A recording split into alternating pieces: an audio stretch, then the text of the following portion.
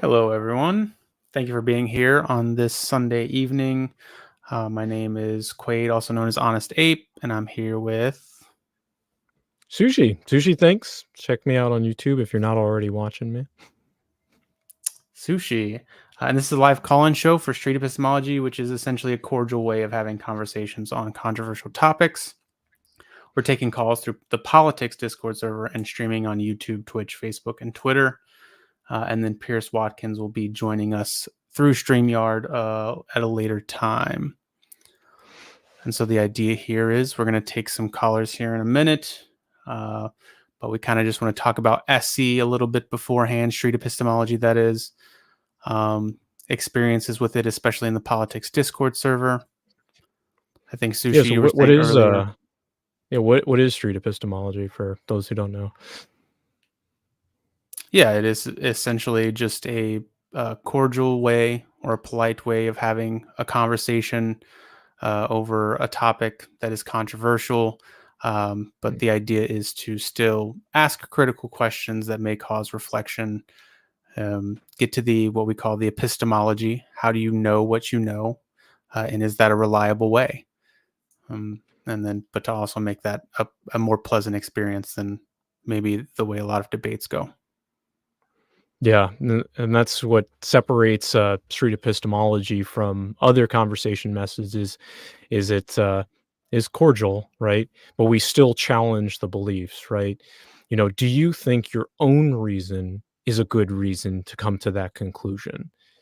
Because we all hold on to a lot of beliefs, but we don't always ask ourselves that question. So using street epistemology, we work together to talk with you to see if you think your reasons meet your own criteria, right? All right. Sounds all right. Do you want to take our first caller? We can do Think that for sure. yeah, we've got a bunch of people piling in here. Go ahead and send them up. Acid. Yo, hello. How's it going? We can hear you. What's going on? What's up?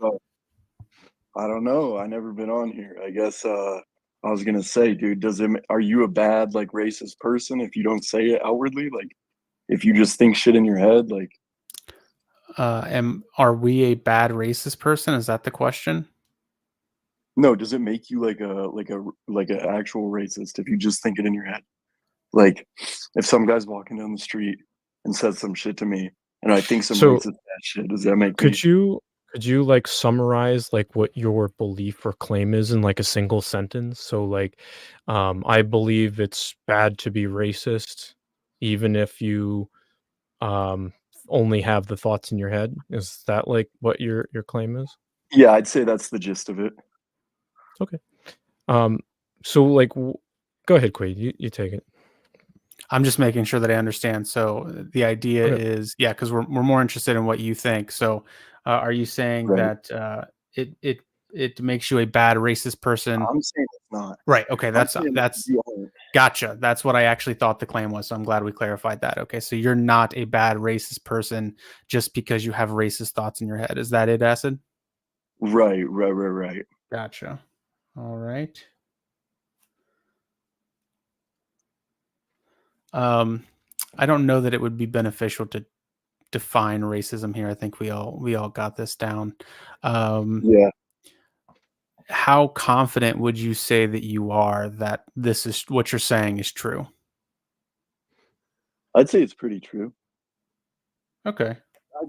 I'd say 100%. 100%. Gotcha. Okay, 100%. What's one of your main reasons for thinking this? Like, why do you think this? I don't know. I think the truth is based in actions, not thoughts. So if you're just thinking it, I don't see a problem with it. Okay. So they're just thoughts. That's the idea, right? Right. Okay. Is there anything that would increase your confidence that what you're saying here is true? Any information or facts that you could find that would further confirm your position here? I don't think so. I think I'm pretty stiff. Gotcha. What about decrease then? Is there anything that could decrease your confidence? Yeah, I'd say so. If like if there was a way to prove that like your subconscious thoughts or conscious thoughts were more of who you are than your actions, then I think I'd be willing to decrease that. If your conscious thoughts were more of who you were than your actions. Okay, that's what you said, right? Right. Yeah. Gotcha. Gotcha. That makes sense. Um, so I think that answers the next question I had then. Could someone use the same reasoning that you have for this, but come to like a false conclusion? Like, so for instance, I'm trying to think of an example that isn't so extreme, but all the ones in my head are pretty extreme. Like, does it make you and you got anything, Sushi? Because the ones that I'm thinking here aren't might not be the best examples for the Colin show. No, I don't have. I didn't actually hear that last part. Sorry, handling Okay. chats. Okay. All right. I'll try it. If someone has, let's say, inappropriate thoughts about a group of people, does that? Okay, I see where. Okay, thank you. All right, because I don't want to have to spell this out. Yeah. Does that make them Yeah, not a same. thing? Because I mean, like legally, if they never took action on it, like okay, there wouldn't be a problem. But morally, I would say there's still a problem there if they're attracted to a certain group of people. gotcha. So would it apply then to the concept that we're talking about? Yeah, I guess so, huh? Okay, interesting.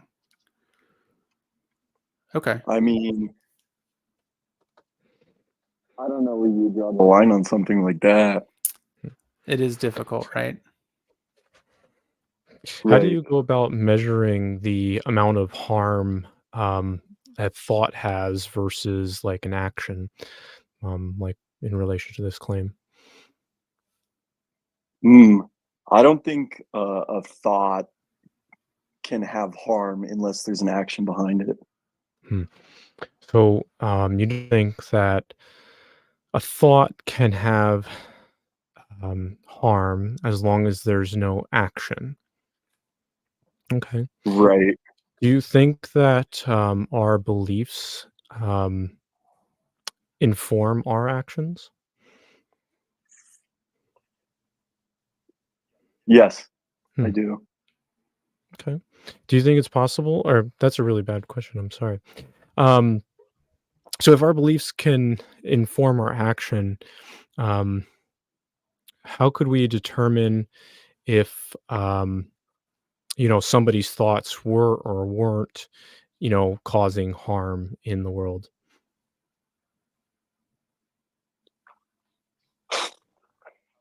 How can we tell if someone's beliefs are causing harm Yeah, so in the their world? their thoughts, right? So they have a belief, right?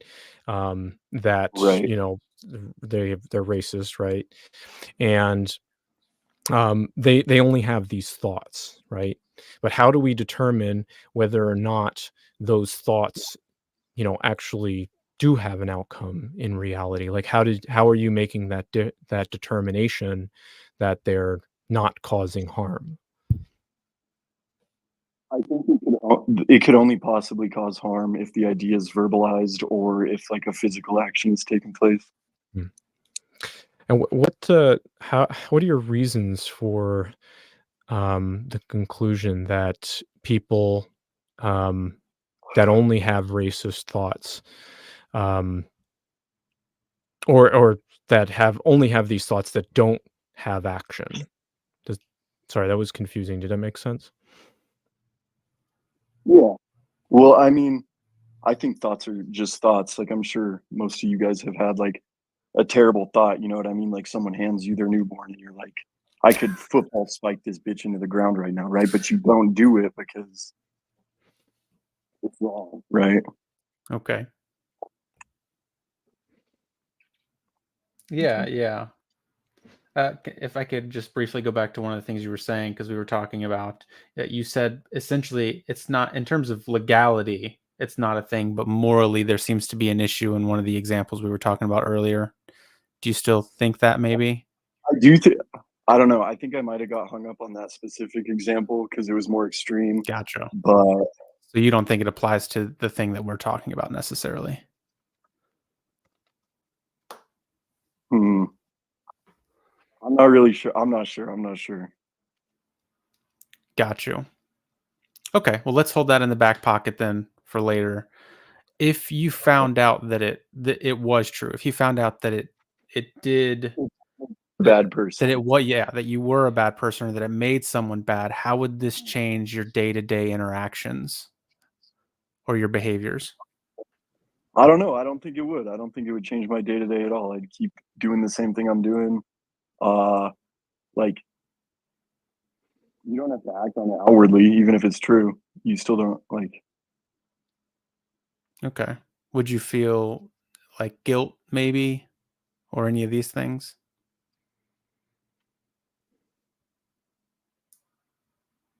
Yeah, I think so. I think that'd be a natural response to it, to finding out that it's 100% true that way. Got you. But you still don't see it changing any of your even though you're feeling this guilt, you're still pretty much going to do the same things. Right. I don't think a person that only had like if there was a person that had racist thoughts, right, and they found out that that made them like a genuine bad racist, I don't think that would make them start going out like doing hate crimes and saying the N-word and shit. Got you. So whether this is, it seems like whether this is true or not isn't really the crux of the issue. It seems like you could then have racist thoughts, but this is completely separate and even be a bad person, but this doesn't, none of this has to dictate your behavior. Right. Right. Got you. Okay. All right. Let's see. Other questions you have, Sushi? No, I think that kind of sums it up. Yeah. Well, do you have any questions for us? No questions. I do have All right. one final question, if it's okay, which is, did any of that conversation change your position? You were originally at 100%. Is it still 100%?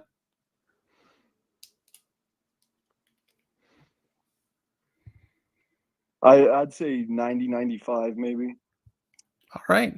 Okay, great. Thank you, Acid. How honest of you. We appreciate that. Appreciate it. Thanks, Acid. Take care. All right. Well, that was interesting. Thank you for coming up and joining us on stage. So for those that have just joined us, this is the Street Epistemology call-in show, which is Street Epistemology is just a fancy word for how do you know what you know? It's a non-confrontational approach to conversation in place of debate, right? And we ask you what you believe, why you believe it, and how do you know it's true? And then your reasonings, we ask you if you think your reasonings are good enough to reach that conclusion. And if we can just briefly talk about a few other things here, because we didn't talk about them originally, you can go to the Yeah. SE Discord and interact with the Street Epistemology community there. You can also go to the Navigating Beliefs course, which is at navigatingbeliefs.com, and that can teach you this process yourself if you're interested in that. And then we have the Street Epistemology YouTube channel, Sushi Thinks. So Sushi over here has a YouTube channel. I have one at Honest Abe 42. We're on Facebook, Reddit, X, and we'd like to thank subscribers. And we are ready to take, I think, our next caller. Is that where we're at? Yeah, we're actually having a caller join us that called in last week. So yeah, go ahead and send them up. Hey, welcome back. Hello. Hey, son. Thanks for joining us again. Yes.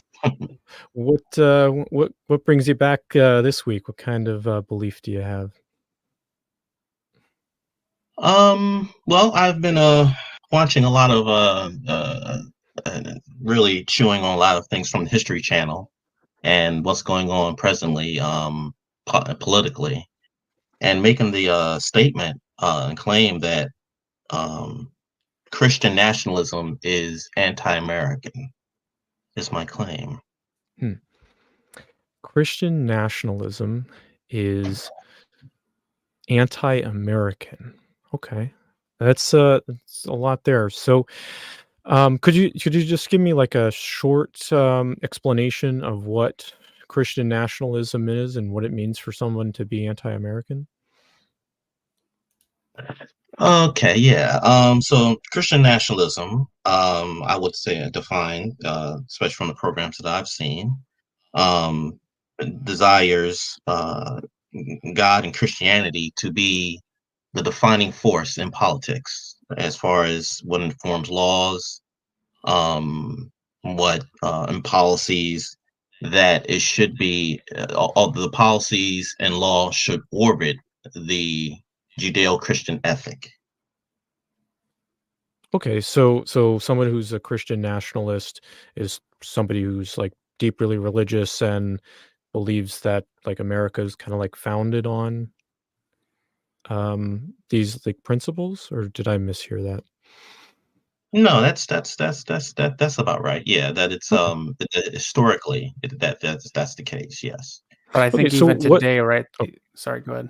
Go ahead. no, go for it. I think the idea is, though, even today they think that government and government policies should be informed by their particular beliefs in God and Christianity. Is that correct? Yes. Okay. Mhm. Okay. So So what makes you go ahead. Go ahead. what makes you believe that this is true, that it's bad for America? Because America started out, even I remember a program where in some writings where even Benjamin Franklin was cautious when Thomas Jefferson wanted the Declaration of Independence, to sound had more of a sacred tone. That this was a sacred right of man to be free to pursue the happiness, and Benjamin Franklin was like, it's too much religion in that. Self-evident should be the word that we should use. So there's a view that if you want to respect people's religion and people's ideas, that they need to have a free space to do that. So that So I'm kind not of pluralistic. sorry. I'm not quite sure I'm following the reason there. So Mhm. if you could like summarize it in like a single like sentence or two, like why you believe Christian nationalism is anti-American. Because it creates a singular point of view that excludes other points of view. And for Gotcha. me, that is inherently anti-American. Okay.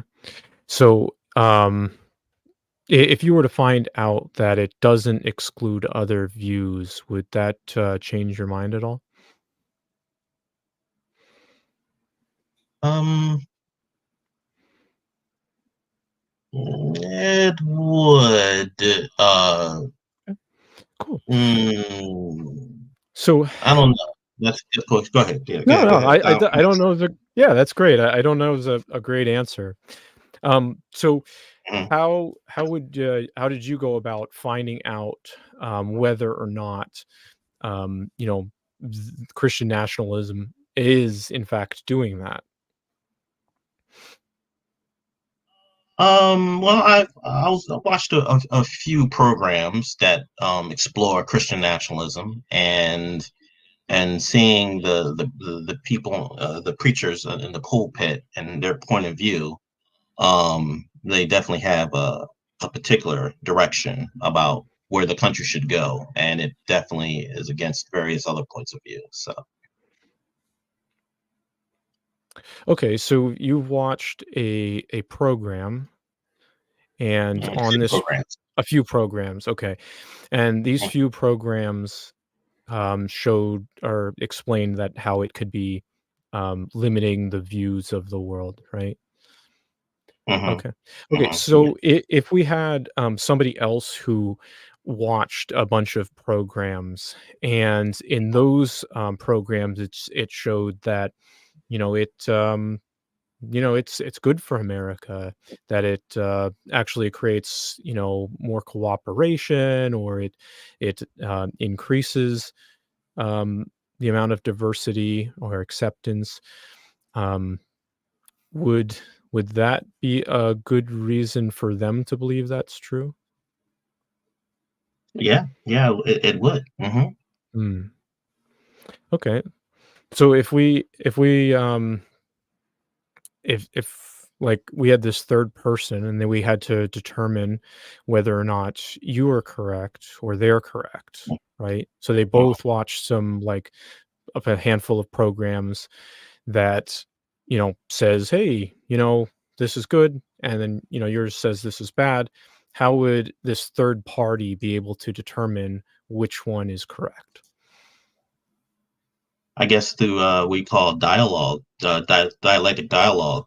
He'll hear both points of view, and then maybe that person will determine which one really holds to the spirit of the of what America should be or could be about. Okay. Honest Tape, do you have some questions for him? I don't. I guess. Could someone have this kind of same reasoning? Like if somebody, let's say, was watching secular people speak, and they viewed secular people as really wanting the whole nation to be secular, should this be considered some type of secular nationalism? Does that make sense? No, I don't. I don't catch this. Could you rephrase that a little bit? Yeah, if people who, let's say, don't have a religion, right, are expressing that they want the laws to be based off of non-secular, or I'm sorry, they want the laws to be based off of secular things. They don't want the laws or the nation to at all be guided by God or Christianity or any religion. Is this basically non-religious nationalism? Is the question. Non-religious nationalism. Yeah, yeah. I suppose that's true. That would be um a view. Um, yeah. Okay. Yeah, I think that was it for me. Okay, cool. Do you have any questions for us? Um, mm, well, I suppose. What would we? Is it okay to ask what your guys' viewpoint would be? Yeah, sure. Between the two. Yeah. Yeah. You go ahead. You want to answer that first? I am actually in agreement with you. Yeah, Hmm. I do find myself. I do think that I don't think Christianity is an issue. I believe in everybody's right to believe what they want. But I do think Christian nationalism is an issue, and I'm even, I think, compelled by your some of your arguments here that it's anti-American. If America really does, if one of the concepts is freedom, then it seems like some of those positions would be against freedom. Hmm. Mm. Yeah, I guess my position would be, like I don't really know. Um, I don't know how I'd go about being able to like measure the amount of harm that it's doing versus um, if the amount of good it's doing, and by like what metric we're using to base that harm on. It sounds to me like it is a bad thing, but I don't have like sufficient evidence to come to any conclusions. Okay. Just curious because Yeah, it's been a concern of mine. One of those gotcha. concerns of mine. So, but yeah, but that's all. Thank you. That's curious.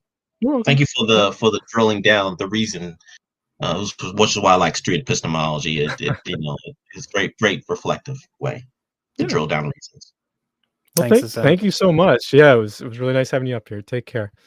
Yeah. All right. Well, they were pleasant.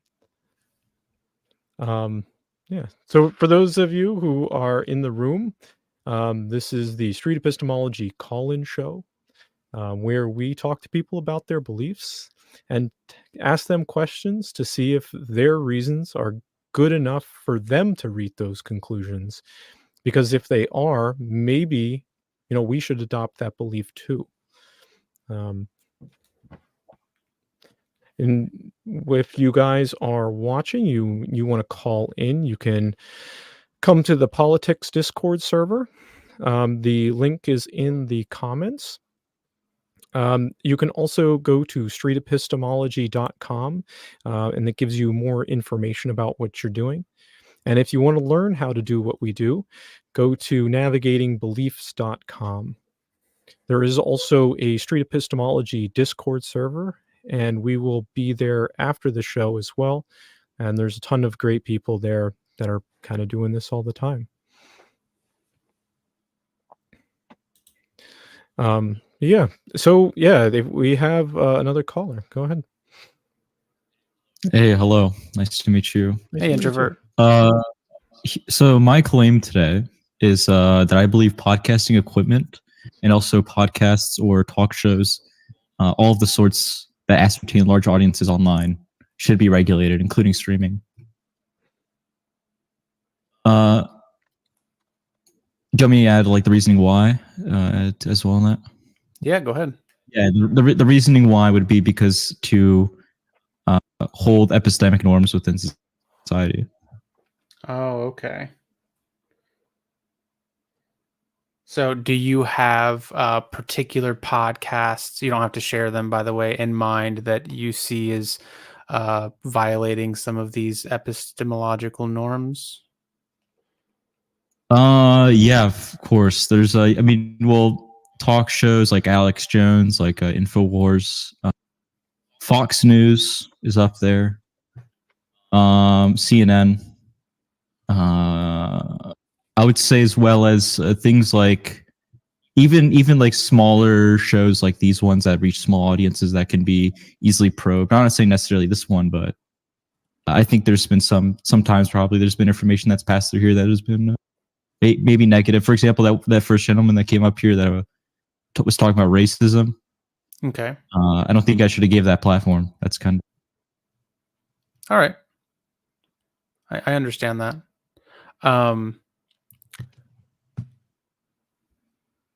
Oh shoot, I lost my question. I think like hey, I'm talking now, by the way. Hey, hey Pierce, what's up?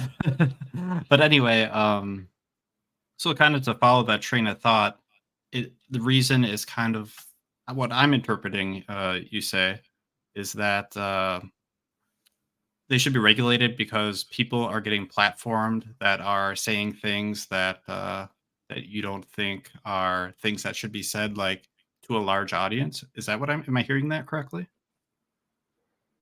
To a degree. When I talk about epistemic norms, I'm talking about the way that people are ascertaining knowledge within society. I don't think if without regulation, like talk shows like this maybe are maybe not building that criteria, because first of all, it's not like really found within most societies that we allow for the freedom of press, not even in America. And I think that's a good thing. So I don't think we should be platforming ideas for the sake of platforming ideas. Okay. And so could you give me any more specifics about what you mean by regulated? Or yeah, I don't believe I believe for example, like a license, or they should be supervised by the government and have the ability to be shut down whenever. Okay, gotcha. Okay, license. Does this go for like every country in the whole world, or are we specifically talking about this is universal? Universal? Okay. I think this is universal. So you would want this implemented in, like, let's say another country like Russia or China? I think they already have it to a degree there, but just a stronger factor. Gotcha. I mean, what Navalny was just killed of sudden death syndrome. Yeah. I mean, obviously, I support Navalny. I don't support Putin. But Okay. So how would we know whether or not this is something that we should? How would we know whether or not doing this actually upholds um, epistemological norms? if it's regulated through like being socially acceptable. I mean, like Alex Jones, he came in with some pretty gnarly stuff, and it let it like fester in people's mind and sit and grow. I mean, talk shows, yeah. Like, I mean, don't you guys think you guys have been maybe responsible for like the baby radicalization of a few people? I would be open to evidence that that is the case for sure, but I do not know currently that that has happened. Well, don't you guys have a large audience? I mean, we have one right now. But I mean, so the idea is that we have a large audience, and so therefore we are, how would you put this, introvert? Help me out here. I would put this as you guys have a large reach and also a strong enough focus and concentration of knowledge into certain people, and like, for example, specific dialogues with people where perhaps you're fostering them to just keep believing the things that they believe and not really attacking. And that could also stretch to other people in that audience growing, and like perhaps like a sub community of people who believe in the same things get together in your communities. And I don't think and you guys aren't regulated by the government, so you guys don't necessarily have like a strong grip, I would say, on what is being disseminated within the audiences. Got you. Okay. So can I ask you really quick how confident you are that this claim is true, that this podcasting equipment and streaming, that this should be regulated? How confident would you say from 0 to 100 you are in that claim? I would say 100%, because I mean, there's like you have people within the government that are professionals at this stuff. America's long history with like the Red Scare, McCarthyism, counterintelligence within like wiretapping phones within America, things like that. I mean, obviously, breach of privacy, but I think it's necessary overall. I'm wondering if someone believed the opposite of you, someone believed that podcasts, live streaming, those should not be regulated by governments. What do you think they'd say? What would their reasons be? The reasoning would be that they believe that everyone has the right to beliefs, and their beliefs should be able to be disseminated into public. I would respond with, obviously, nobody has the right to anything within a society unless they give it to themselves through power and means. And if we live in a society with norms, it should be regulated to a extreme degree. This includes like, I mean, like, I think those people would obviously align themselves with like Julian Assange, who got Americans killed within the Middle East, and say he did, it was all right for him to do that. Got you. Okay, so introvert, you said that you were at 100%. So is there any information then that you could find out, or data you could find out, that would increase your confidence that this is true then?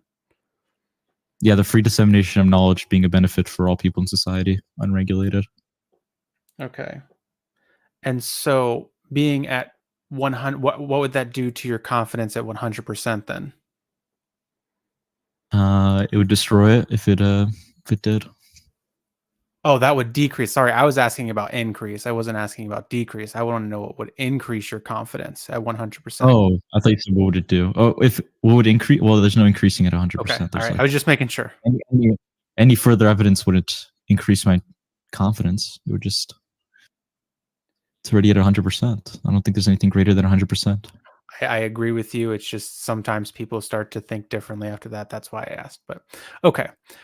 So what would decrease it then is if you found out that it was beneficial for the nation, for if people can freely disseminate knowledge. Is that it essentially? Yeah. Okay. Do you have any specific information that you could share that it's not beneficial? I guess you've already done it on some scale, but do you have any other examples maybe? Specific examples? I'm actually asking for larger examples, like a large scale, maybe something that isn't When a has there ever case. been free? When has there ever been a free dissemination of information within a society? I think that is a good question. That's a good point. Yeah, so the idea is we've never really had that to know whether or not that's beneficial or not. Well, no. There's a reason why it's never been. Well, it has been. It has happened for a few times on occasions, and the few times it's happened has always been like on a micro scale or even macro, I guess, if you want to say, for like a large scale society with like with the wiretapping, as I said. It has always been negative whenever you don't have these things. That's why they happen. When you don't have regulations? Is that what you're saying? Yeah, when you don't have regulations. I mean, Okay, why? do you guys yourselves believe that do you guys believe you should be able to just allow whoever onto your show and allow them to speak their mind freely? Well, I personally wouldn't allow anyone on this show. Just anyone, I mean. So, and I think, Pierce and Sushi can give their own thoughts, but Yeah, I agree. Who wouldn't you allow? anybody Alex that, Jones. yeah, Just being honest. yeah. I wouldn't. Why Alex Jones in particular? Is that because of a TOS reason, or is that because of like you don't like him personally, or is that because of you don't want him to disseminate information? I think some of the things that he has said in the past have caused a lot of harm, and I wouldn't want to be any part of spreading that information that has caused harm, and I wouldn't want to be part of doing that again in the future. I see. Yeah, I'd say that's pretty Well, much the same. I would for me. agree. I would agree absolutely. He's a wacko. He's a nut job. Yeah. So introvert, to ask you this then, do you think there would be any? What are the potential negatives of allowing the government to regulate these platforms? Do you think there are any? On what level? I think on absolute regulation. No, I'm sorry. If we did that, if we gave the government absolute power to regulate who could and could not have podcasts or other forms of media, do you think there would be any negatives, or do you think there wouldn't be? Perhaps. I mean, I guess a breach of privacy is a negative for some people. It depends on the person what you see as a negative, but yeah, there would be negatives, but I don't look at it as in terms of just the negatives and what's the positives. I look at the overall positives versus the negatives. Agreed. Yeah, I agree that we should do that. Well, I don't think you agree totally with what I believe in, because I believe in just like pretty much just complete state censored, like state controlled media. I don't think you guys. I think talk shows like this are dangerous, actually. To be completely honest. Gotcha. Yeah, what I was saying I agree with was weighing the positives and negatives, and not just assuming because there are positives or there are negatives that necessarily says anything about what your position should be, that you need to take it as a whole. That's the part that I was agreeing with. Okay. Yeah. Yeah. Fair. So then the idea, I think you've kind of already said this, so I think we've covered most of the bases. Pierce, do you have anything else? No, I don't think I have anything else to ask. Okay. All right. Yeah, that's fine. See ya. I'd like to talk more about this. Yeah, go ahead, introvert. Yeah, I was just gonna say actually, I want to ask: have I changed your mind? Do you guys believe that you're guys gonna be more proactive in the way you allow people into your show? Well, I kind of already had it in mind to do that. I think maybe the issue here, introvert, is you had an issue with the first person that called in. Is that correct? With the allowance of the first person? Is that No. Yeah, well, okay. to a degree, yeah, but not though. Just the overall way people are let onto the show. I think it should be pre-vetted candidates. Oh, okay. Well, we are doing some of that. It's just behind the scenes. Yeah, that's fair. That's fair. So maybe that helps a little bit. But I think we're in agreement that media outlets, especially with the fact that pretty much anybody can create them has caused some issues there. I think that's the common ground between us. Absolutely. And definitely we want solutions to those issues. Well, do you believe in the freedom of press? I do personally, yes. So you don't see those shows as they should be shut down, right? I have different solutions in my mind about what we would do to limit or nullify the harms of shows or the things that are said on shows. One of those things might be government intervention for sure, you know, and you know, like a lot of platforms have their own ways of managing things that I'm okay with that too. Sorry, go ahead, introvert. So what is freedom of press to you then? It is the right of people or organizations to disseminate information, opinions, even. I think that's the overall idea. That doesn't mean that it should be allowed in every circumstance, but that's the general premise. Okay. Wait, well, I mean, in every circumstance, I mean, I don't know, what circumstances?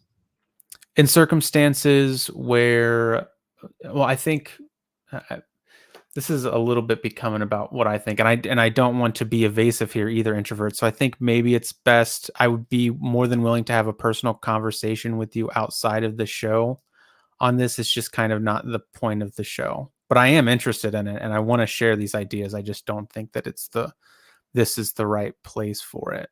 Would that be okay? Fine. Okay. That's fine. Thank What's you, your Discord? Can you just like plop it in the side chat or something? Yeah. It is. Well, it is Honest Ape. Or are you asking about the Street Epistemology Discord? Yeah. Can somebody please do that for me? Thank you so much, introvert. Yeah, please go check that out. There are usually people in there to talk to, and you'll see me in there too. And I think we should have an important conversation about this. Okay, that's fine. Thanks, introvert. Before we jump into the next caller, I just want to say a few of my personal thoughts. This is me speaking, not anybody else. I think that street epistemology and having a show like this, I think it's a really good way to talk about beliefs and get people to think about the reasons why they might hold a belief. And then that gives them the opportunity to change their mind if they think that it is warranted. So that is personally why I love to do street epistemology, because I think that it helps people uncover truth. Yeah, I think that sounds about right. Cool. Let's see. All right. So for those of you who are watching, again, this is the Street Epistemology call-in show, where we talk to people about their beliefs, right? And we question their reasoning and see if their reasoning can stand up their own scrutiny, right? Like, Quayd, have you ever questioned some of your own beliefs using this method? Lots and lots. It's been a long road. Right. I do it very often. Yeah, I know for me, it's like it's changed the way I look at the world, because I always have to like stop and think. It's like, why do I believe that? It's like, well, somebody told me it 10 years ago. Is that really a good reason to like believe something is true? I mean, Yeah. I don't think so, right? You can really end up going down the rabbit hole too once you start to question things.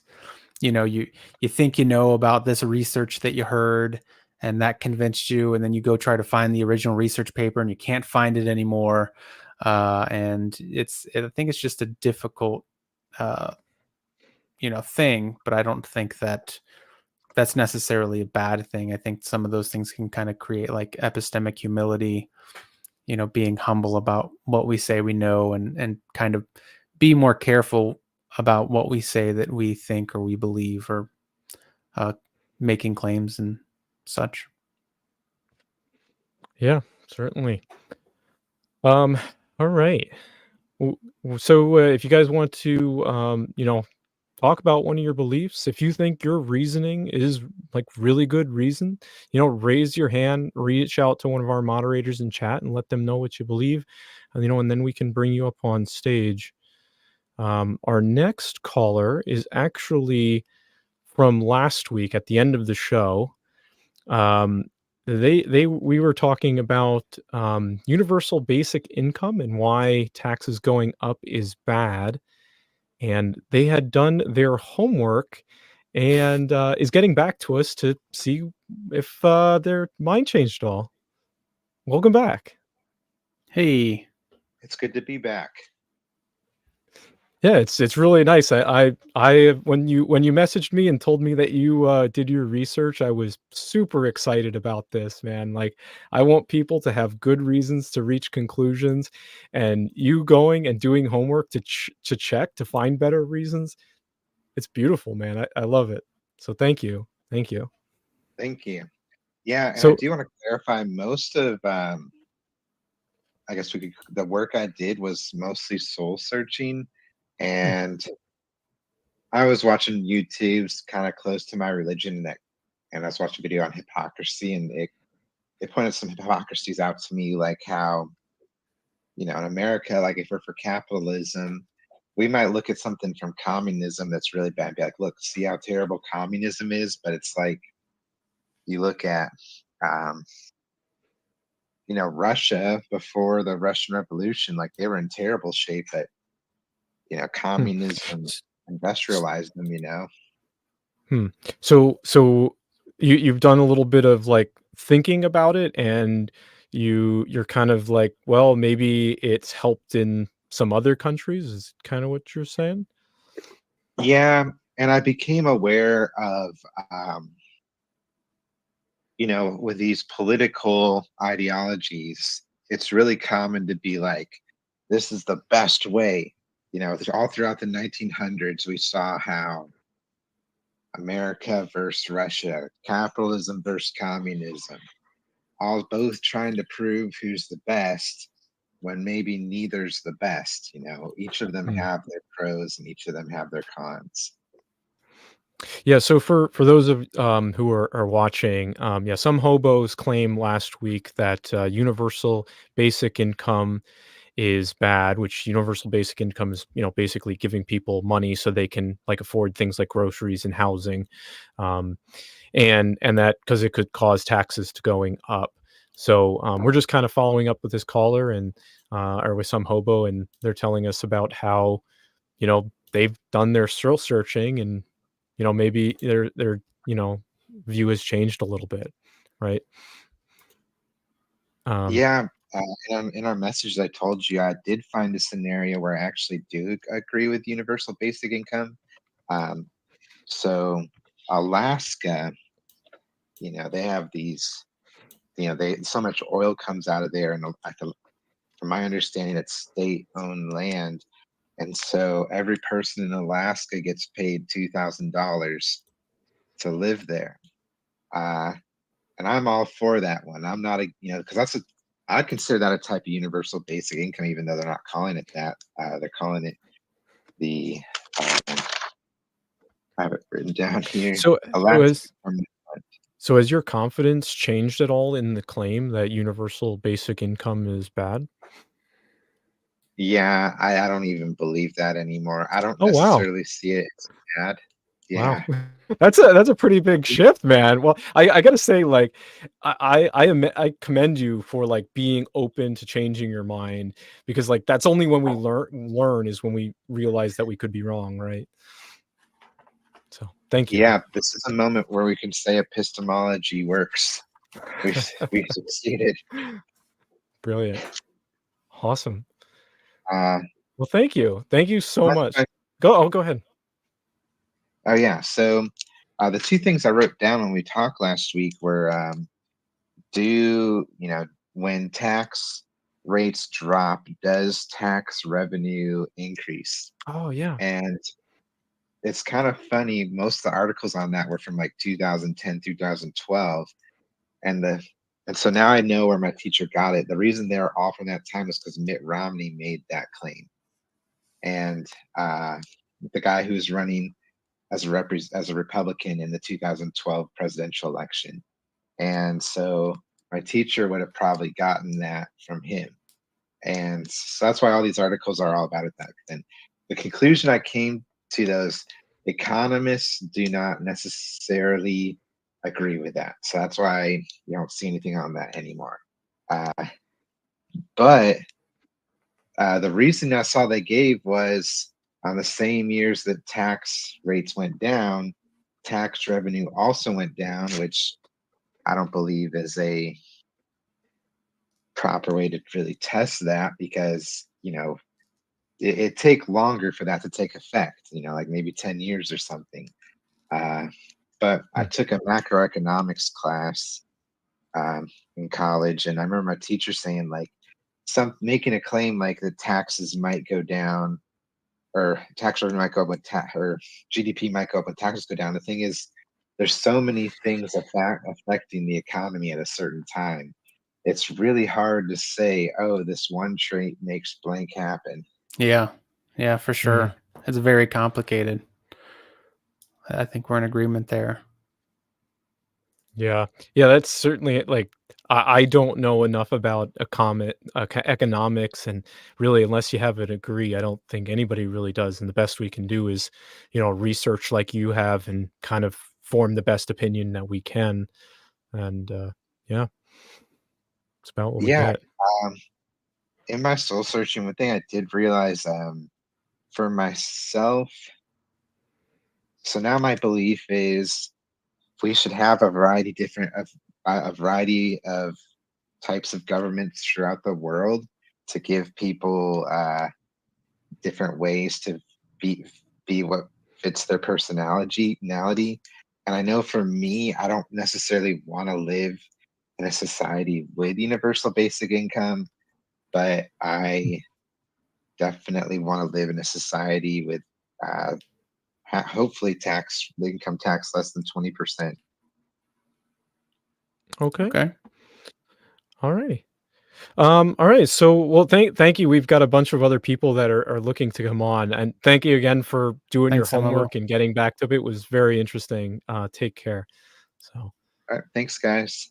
bye-bye. Before we bring up the next person, should we just again reiterate that street epistemology is a way of having conversations on controversial topics, but in a cordial manner. So the idea is that we will ask critical questions, and we want to understand how you come to know what you know, and have a conversation about whether or not that's reliable, but basically not be rude about it.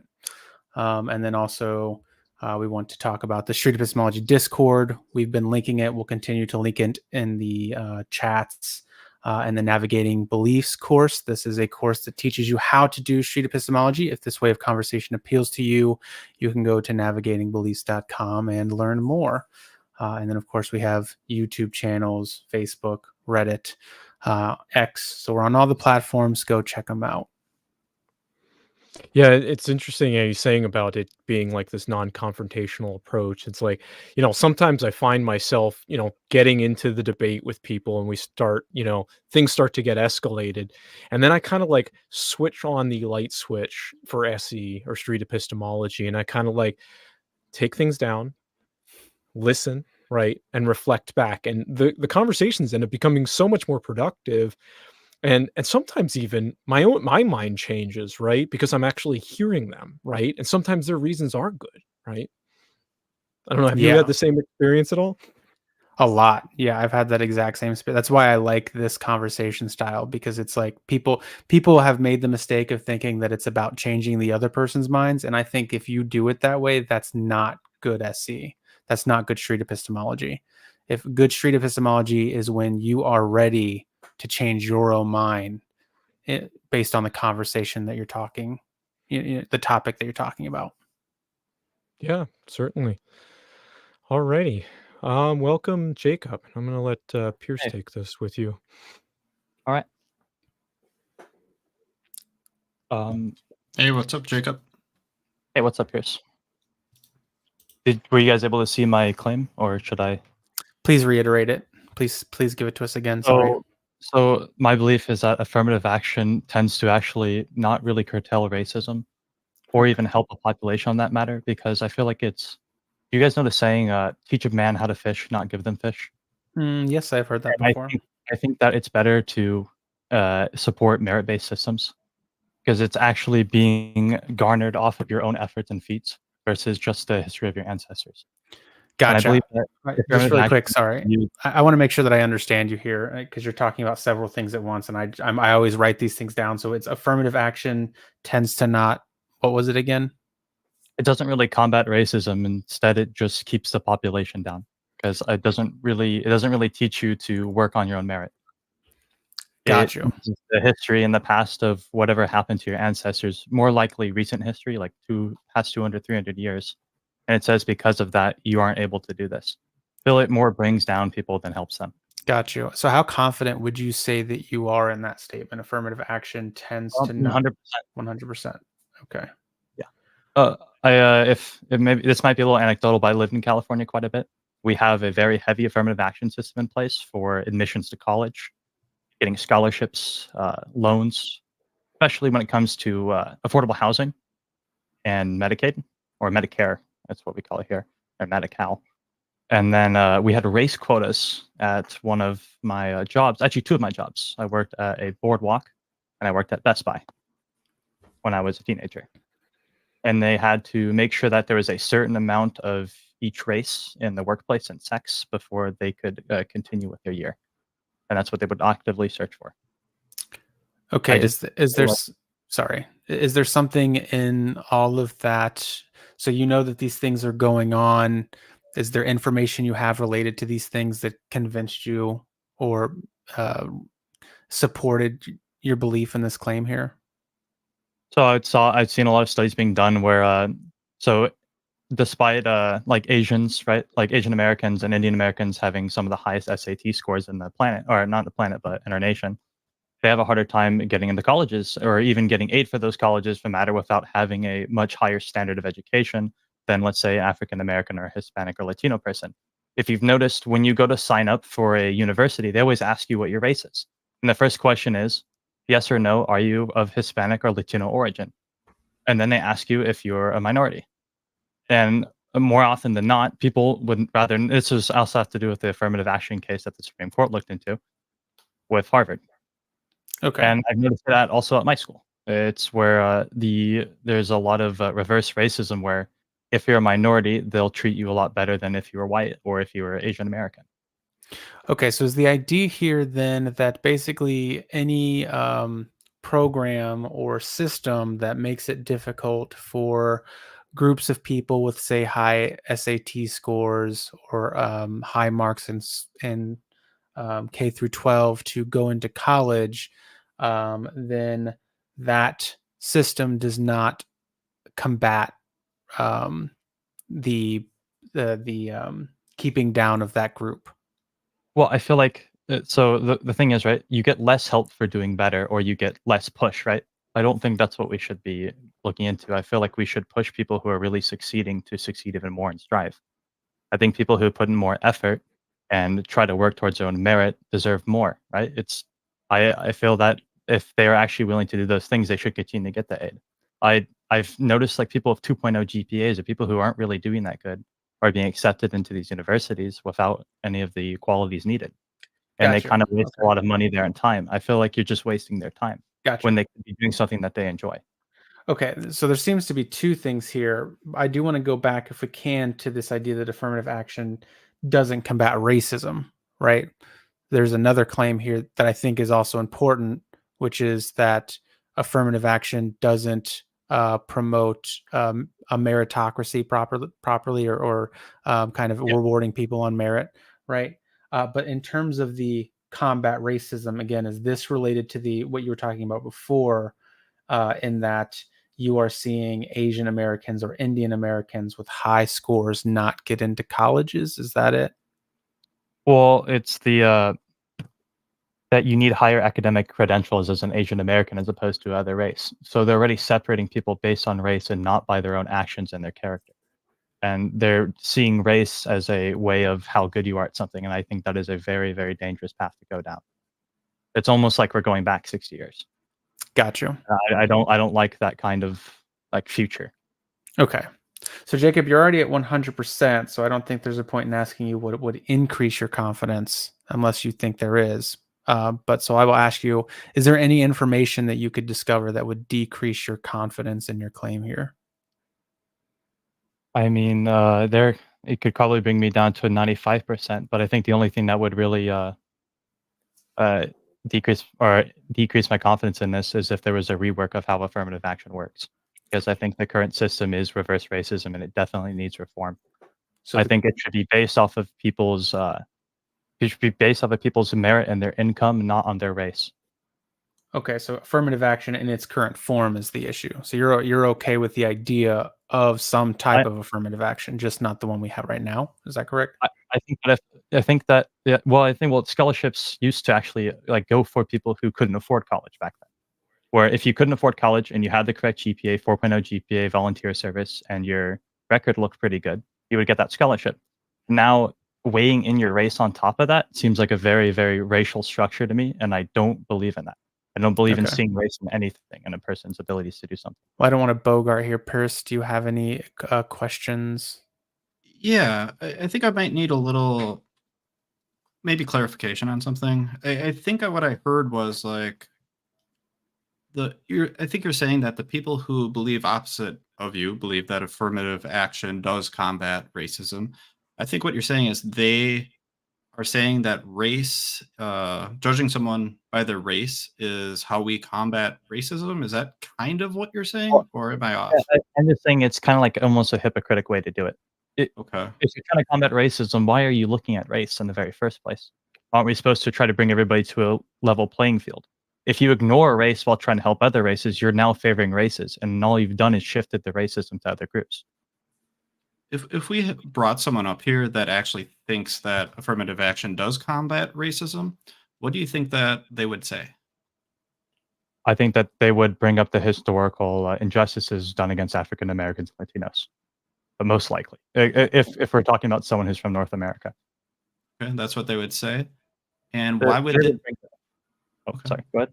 No, go ahead. You can expand a little bit. I was going to say, from my experience on the server and just experience of living in California, I've noticed that a lot of people's arguments tend to be from before 1865 and then up till the Civil Rights Act. Okay. So I think what you're saying is those problems were in the past and not present. Am I hearing that correctly? I'm saying that you would be repeating a mistake of the past to then favor a different race. That's what I'm saying. All we're doing is kind of cycling it. I understand. Okay, gotcha. I believe that nobody should be treated negatively for someone else's benefit. Okay.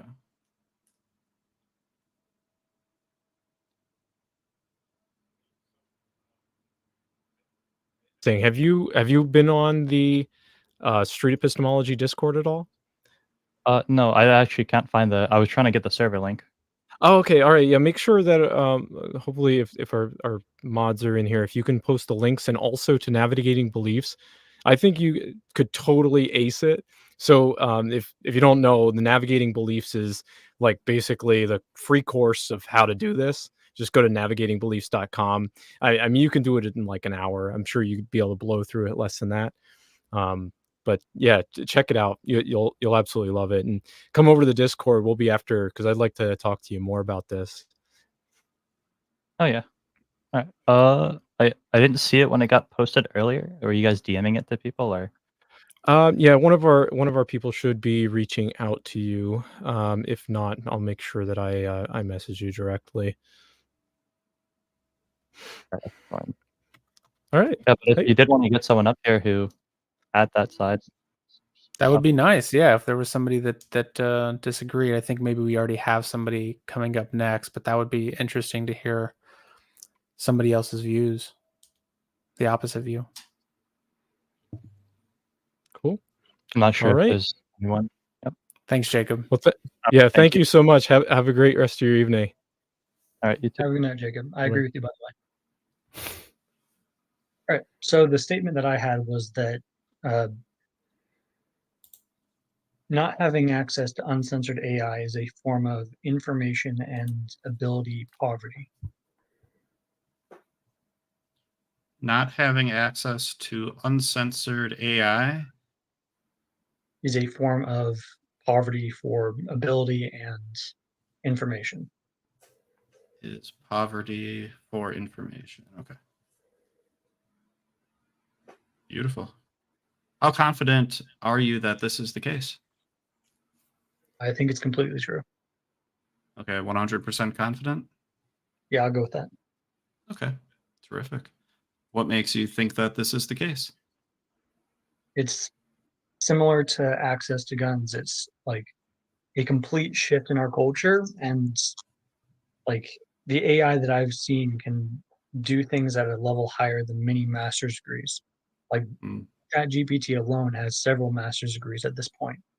So not having access to the uncensored, like rapid version of that is a massive loss for everyone involved. I'm sure you've used ChatGPT and had plenty of conversations where it just stopped you from saying anything, or it never answered your question, or you were just unable to do something that another AI will be able to do, or that ChatGPT itself is able to do on the development version. Okay, sure. Can we bounce back to the claim for a second? You said that it was like poverty for information. What are you meaning by poverty, just so we can be clear? I mean that compared to what would be possible if they did have access to that information, they'd be far better off. There's plenty of people that have a complete lack of education or a limited education, or they're just unable to find important information that is accessible, that the AI knows, or that the AI can easily find, compared to a person looking for it in the same period of time. Okay. So you're losing out on a massive amount of efficiency. Okay, so an example might be a person might take like, I don't know, 20 hours to research something and find some information, where an AI might have it presented to them in, under a minute. Yeah, rather than presented to them, they could directly build the thing that is being researched and just test it if they want. Or you can have like an AI like print out some glasses for you that show an overlay of how you could build the thing, and then you get whatever resources are available in your environment. Say, here's what I have, help me manufacture this. Okay. It's that sort of like expert assistance that you might only be able to get from a close family member or something.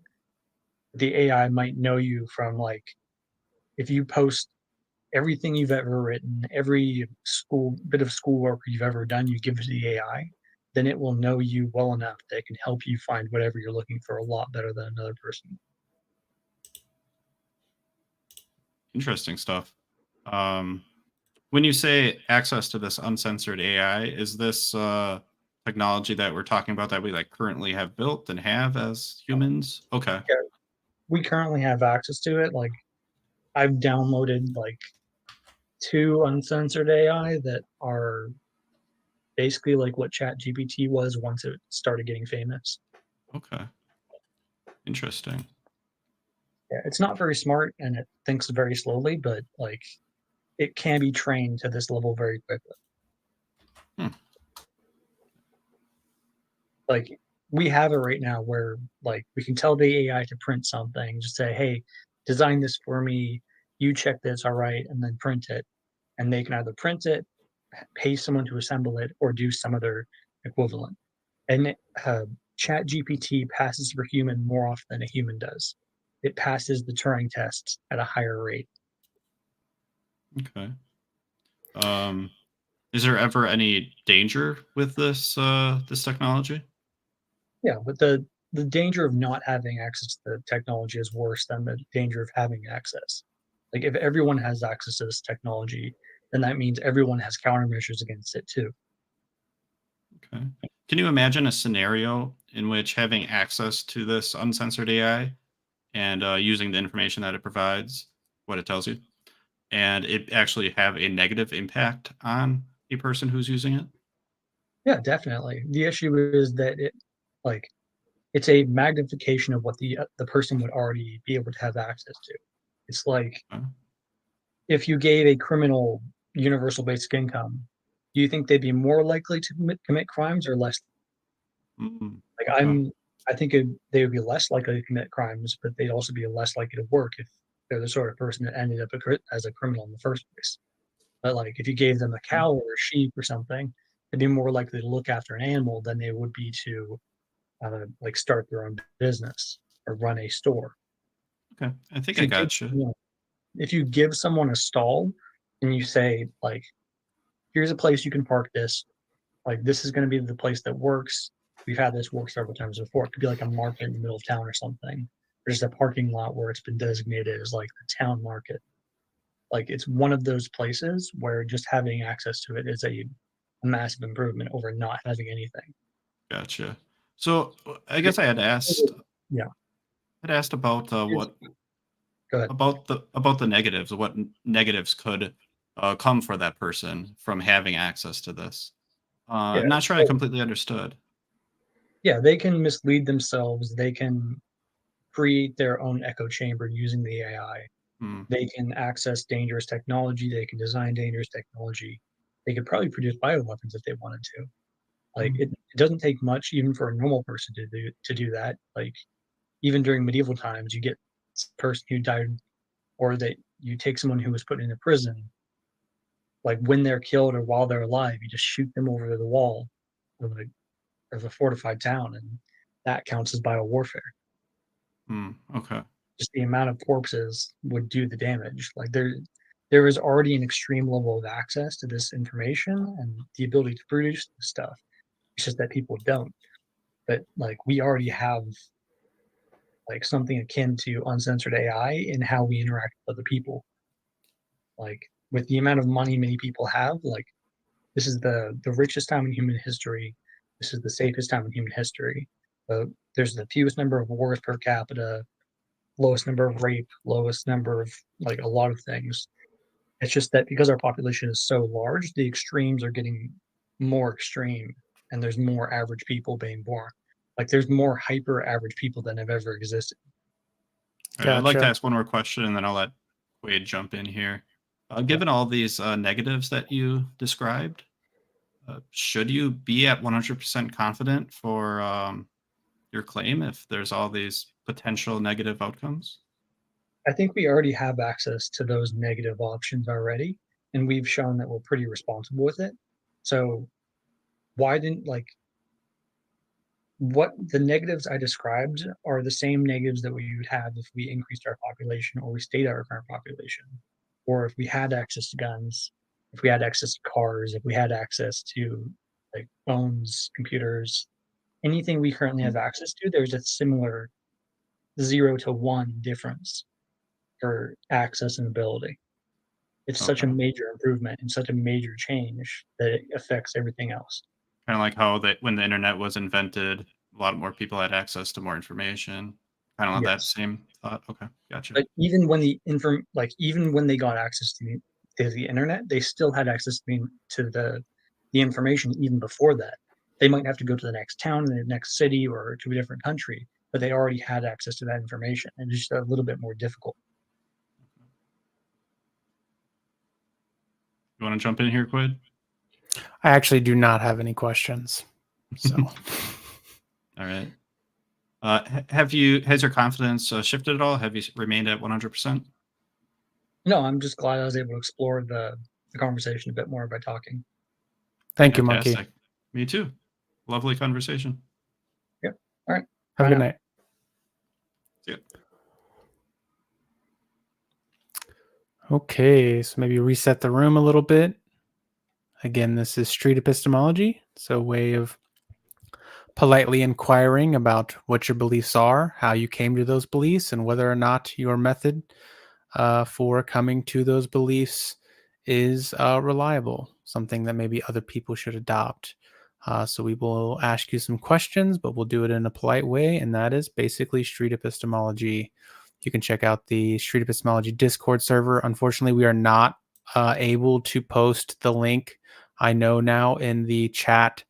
You should be able to find it online. You can go to streetepistemology.com. And you can, I think they should have the Discord links there. While you're at it, you can go to Navigating Beliefs, which is a course at navigatingbeliefs.com, where you can learn this method if you are interested. If you like what you're hearing, if you think that some of the conversations we've been having here go better than the ones you hear. We've heard already some shifting of confidences, some deep inquiries into people's thoughts. So again, if those things interest you, you can learn how to do those things at navigatingbeliefs.com. And so with that, Pierce or Sushi, anything else that I forgot that I should have said there? No, I Nope. think you kind of hit everything on the head. Yeah, you can. I think you just do a Google search for Street Epistemology Discord; it'll come up.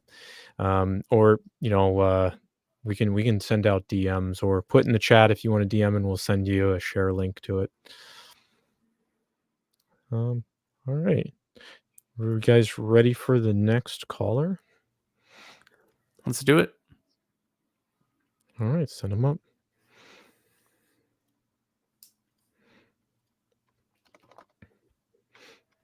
Somebody? Maybe.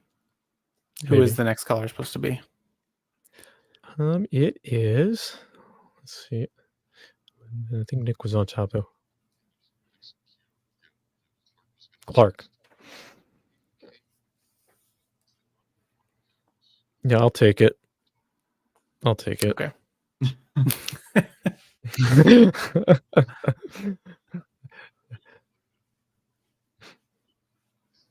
Okay. Oh, I thought Clark was next. Oh. All right.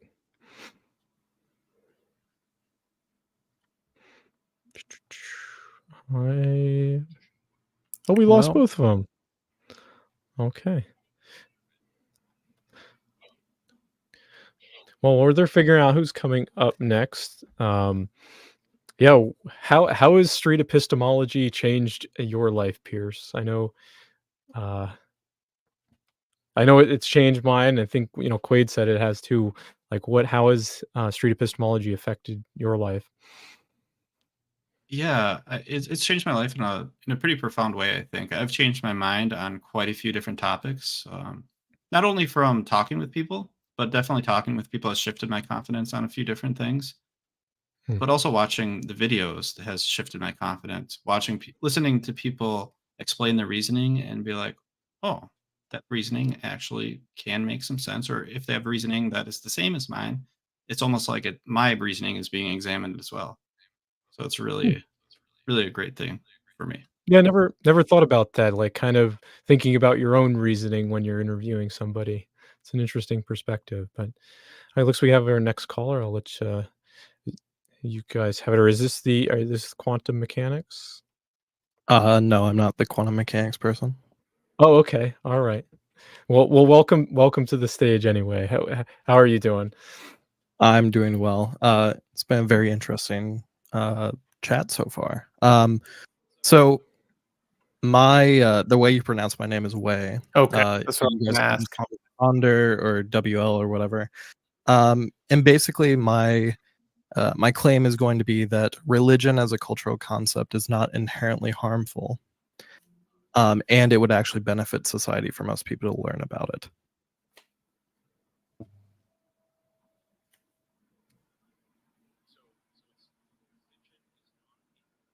What were you saying?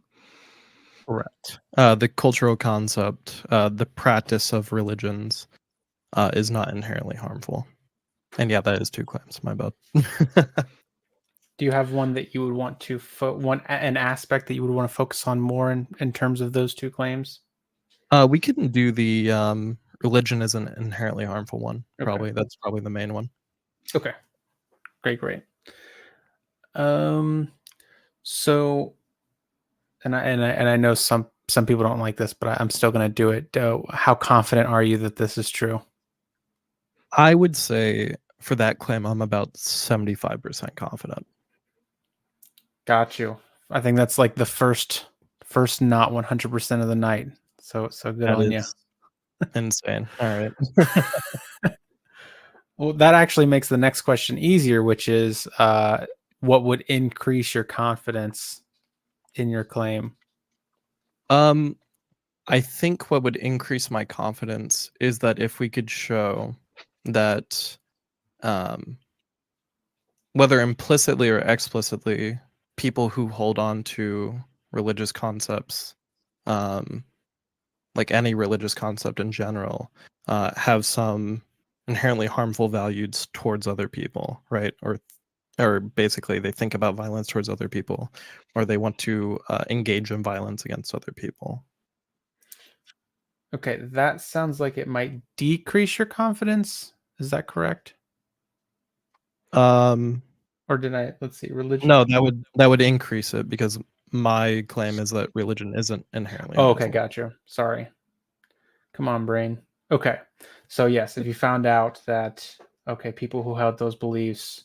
Okay, got you. Okay, great. And then so what about decrease?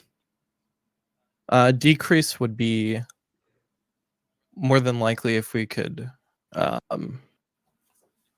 show that anybody who holds onto a religious concept is like every single group within the set of religious concept, whether they are capable of compassion towards, or whether they engage in compassion towards people, whether or not they hold on to the same religious concept or not. Great. So what is your main reason for thinking that this claim is true? I think that this claim is true mostly because of the history of religion as a cultural concept. I think that religion emerges very on in human evolution and cultural evolution. I would say even before Homo sapiens existed, I think the concept of religious belief existed within other hominid species. Okay. And for the longest time, I don't think religion was based on this idea of indoctrination, or it was based on this idea of all the members of the community have to believe the same thing. It was just more so the way in which you practiced. It was just kind of seen as like a universal given that everyone practiced religions in a different way, but that doesn't really mean anything. Okay. So if I'm understanding correctly, correct me if I'm not, if there's an idea that developed early on in the hominid species, and we have a history of this idea, then that idea as a religious concept is not inherently harmful. I guess I could clarify that by saying that I don't think that it's the concept of religion itself or any sort of religious idea or worship that leads to harmful things. It's more so the kind of dogmatism and the exclusionary factors that some religious traditions have built into them that are going to lead to more harmful effects. Okay.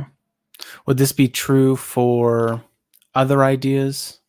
So there's the idea that the ideas themselves isn't what's harmful. It's maybe the things that people do based off the ideas, or it's, how do I say this? Yeah, it could definitely apply to other things too. Like I think it applies to nationalism, right? Like, or some sort of national pride, right?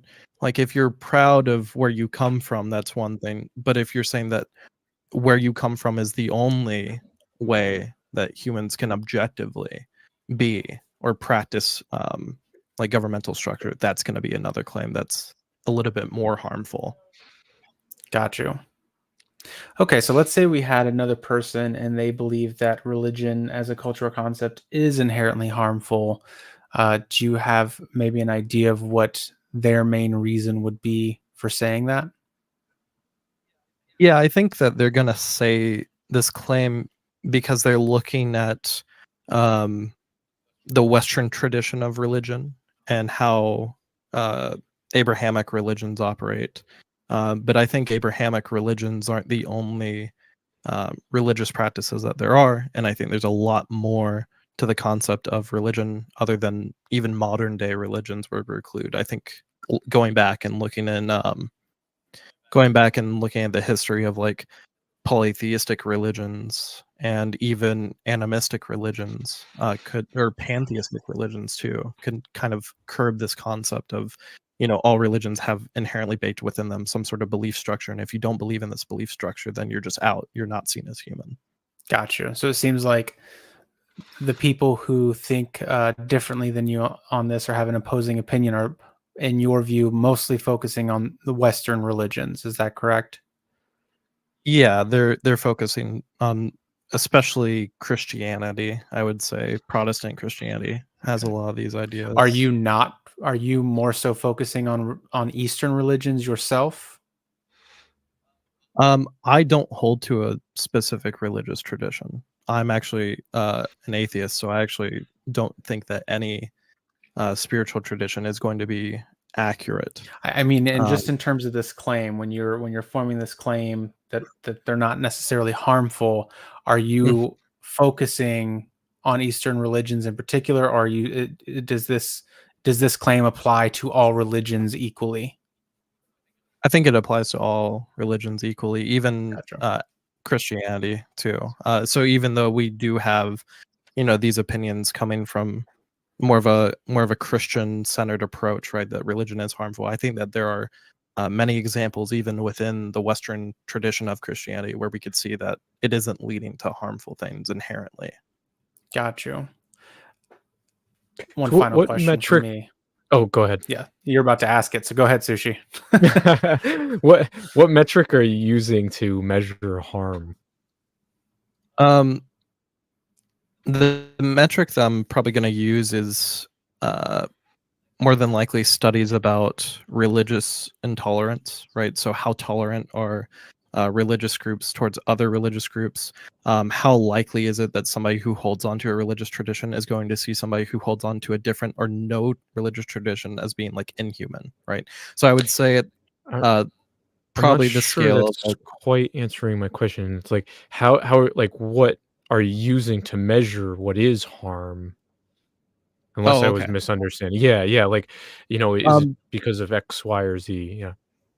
Yeah, I would say that the measure is going to be how likely are these people to commit violent action, right? So violence is one, intolerance is going to be another, right? Does that answer the question better, or? Yeah. So, you were saying that like a metric you use is like how much violence is caused or not caused by people, right? Mhm. Okay. So like how do you know how much violence has or hasn't been harmed by religion? Yeah, I think we can. It's going to be on a probabilistic account, right? It's going to be on a Bayesian analysis, right? So we can't go back and definitively say, I don't think that we're going to ever know completely all the variables for why somebody commits a certain action, right? But if we go back and, for example, we look at, I'm going to use a controversial example, but the Christchurch shooter, right? It's obvious that this person is motivated by a very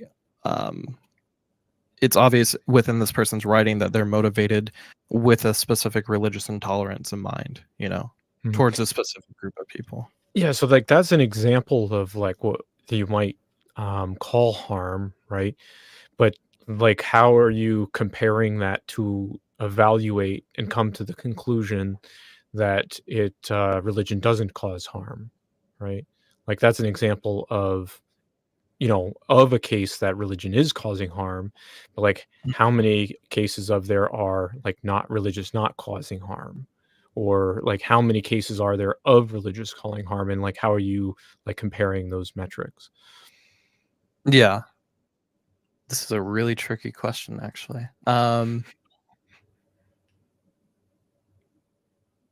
Mostly because I think the metrics for determining how do I say it, or to quantify, you know, how much, I guess I would take the example of things, I don't know, like the Inquisition, right? Or anytime a religious person does something harmful, gauging the reaction from other people within the same religious tradition and seeing whether or not these other people are saying, oh, this action is justified because they're a part of our group, or this action is not justified even if they are a part of our group, right? So the harm is only harm if it disagrees with the group, or did I mishear It's not. you? No, it's not that it's going to be harm if it disagrees with the group. It's going to be somebody of a religious tradition commits harm, right? And then gauging whether or not that specific religious like structure or that specific religious tradition is harmful inherently is going to be looking at how other members of that group take that harmful action, how they perceive it, whether they perceive it as going along with the values of that religious tradition or whether they see it as going against those values, right? Okay, so you've evaluated from what I understand, like groups of people of particular religious affiliations, and determined how much harm they've created. Is that like kind of what you're saying? I would say there's many cases in history where we can go back and look at the religiously motivated actions of harm. For instance, I think the biggest example would probably be, like, let's say the First Inquisition, right? And we could see, is this a case of religious causing harm because it's going along with the values that this religious tradition holds, or is it just a person who's acting out violently, not according with the values of a specific religious tradition? So gauging to see how, I guess I would say, I'm going to determine whether or not it's a religious motivation based on what the authority or what a majority of members within that religious tradition are going to say about that violence, are going to agree with it or disagree with it. So if a majority of people agree on something, does that make it true? No. So if you're measuring the amount of harm that is causing from religion based on a majority of decision on something, is that a good reason to believe that religion doesn't cause harm? It may not be a good reason for religion overall, right? But it could be a good indicator to see whether or not a specific religious tradition is inherently harmful. Okay. All right. Do you have any questions, Abe or Pierce? Nope. I think that was good. All right. I'm good. Well, how do you say your name again? I'm sorry. Way. Love it. Well, thank you for joining us up on stage here. I really appreciate it. It was a really interesting conversation.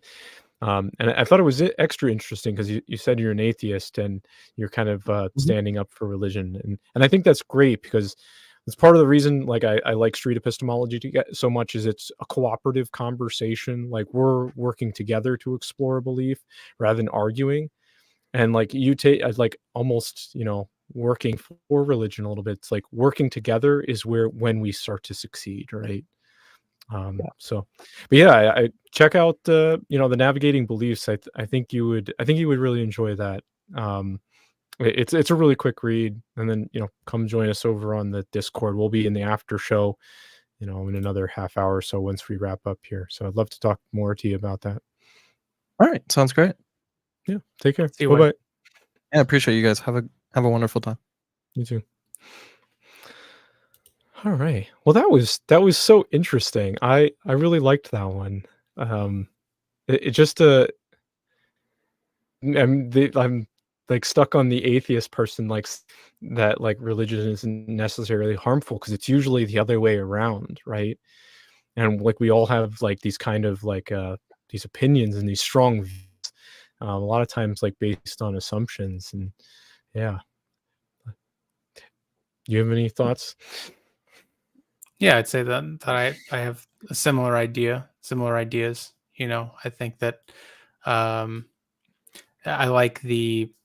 It seems to me that that Way was considering the impact that religion has on individuals and really trying to think about the thing as a whole and not just, I think what happens is sometimes we have these examples in our heads of times where religion has maybe harmed us or the people that we love or care about, and that's all we end up focusing on, as opposed to trying to get a bigger picture of things and think about, especially the conversation about why does religion exist? Like, why is it that humans have this proclivity to be religious? I think is something that you just can't ignore or kind of hand wave away. Yeah, certainly, because maybe it has helped a lot of people, but like I don't know how to make that metric, right? Like what do you deem as like harmful, right? Because like there's aspects of religion that I might think is harmful, and then there's other aspects of religion that I don't think is harmful that maybe somebody else does, right? So I think it's just a matter of who's making that judgment call. So all Yep. right, we ready for the we got another caller. Here we go. Up here. Mathematician. Mathematician. You've got to be Hey, the what's going on? one on pilot wave theory.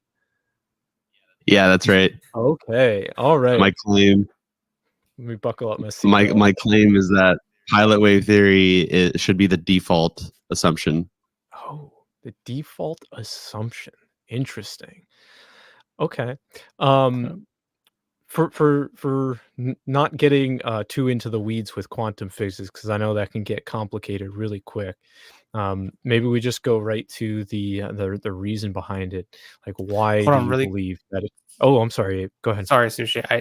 I already, me personally, I need pilot wave explained, pilot wave theory Sure. definitions. So there's different interpretations about how photons or light exists. Like either it's a wave or it's a particle, and maybe it's like your consciousness that collapses the wave function, which is the Copenhagen interpretation. Okay. And then there's the pilot wave theory, which is that there's a literal wave that pushes these literal particles around, and that each of these particles have a well-defined position in space and time. Okay, gotcha. Thank you for that. Yeah, you're welcome. Thanks, Abe. That was a good call.